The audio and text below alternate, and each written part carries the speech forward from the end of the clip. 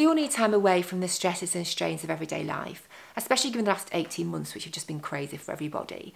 And that's why this year I wanted to do something different for my holiday, and I've booked myself a week by myself. I'm staying in an apartment by the sea on the northeast coast, and my time is my own for the next 7 days. I don't have to see anybody, I don't have to do anything, and it's actually quite a liberating feeling. Now, if I wanted to, I could spend most of the week sitting on my lovely balcony, overlooking the sea, reading all the books I've loaded onto my Kindle, and I'm sure I will actually spend quite a few hours doing that. But I wanted to treat it as a kind of creative retreat, and I've set myself 3 photography challenges which I want to accomplish by the end of this week. The first challenge is to photograph the sunrise. I follow a YouTuber called Thomas Heaton. I'll put a link to his video below, and he does these amazing videos where he climbs a mountain and then he gets up first thing in the morning and he photographs the sunrise, and it's really, really beautiful and serene, and it appeals to me. I think, oh, I'd really like to do that, but I know I would be a liability. I couldn't go up a mountain by myself and stay overnight. I would end up lost or injured, and so I thought, well, how can I take what he does and do a little bit of that? So that's why I actually chose this location, because I know it's literally 5 minutes walk from the harbour, so I can as safely as I possibly can do, get up in the dark and walk down to the harbour. I know I'm not going to get lost. The scary thing about that is that I wouldn't normally walk out into the dark streets by myself. I wouldn't dream of getting up in the middle of the night and walking around the streets in Harrogate. So that is a bit of a challenge. I did look out the window last night and it's absolutely pitch black and really quiet at night. So that's a scary bit of that challenge, and that's why I bought I've got my little personal alarm with me, just to take with me to make me feel a bit braver. But that's my first challenge, to get up in the middle of the night, walk down to the harbour and photograph the sunrise. My second challenge is also a bit scary, but for a completely different reason, because I want to do a bit of street photography and I want to approach somebody that I don't know, a complete stranger, and ask if I can take their portrait. Normally I am a portrait photographer, but people normally want me to take their photographs. They've asked me, they've contacted me to take their photographs. So I'm not used to approaching someone who doesn't want to be photographed.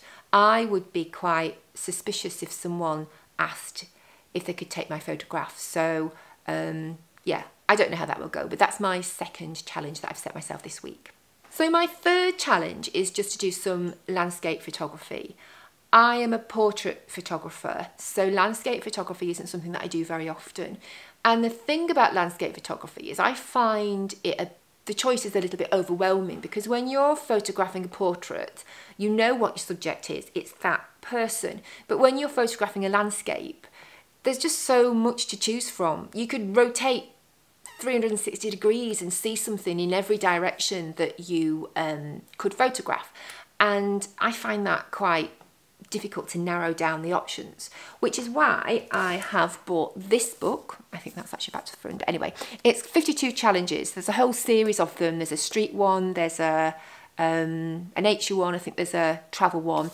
And as the name suggests, it gives you 52 kind of assignments really that you can do. And the first one, which I'm going to do, because we're going to start with number 1, is called To the Fore. I don't think you can read that. Anyway, it's basically about choosing something to the photograph that is in the distance but also in the foreground as well, so you've got that depth in your image. So that is going to be my third photography challenge. You don't have to do what I've done and take a whole week away by yourself. Just a couple of hours of just doing something you find really absorbing is really beneficial, I think, for your mental health. For me it's photography, but for you it could be something completely different.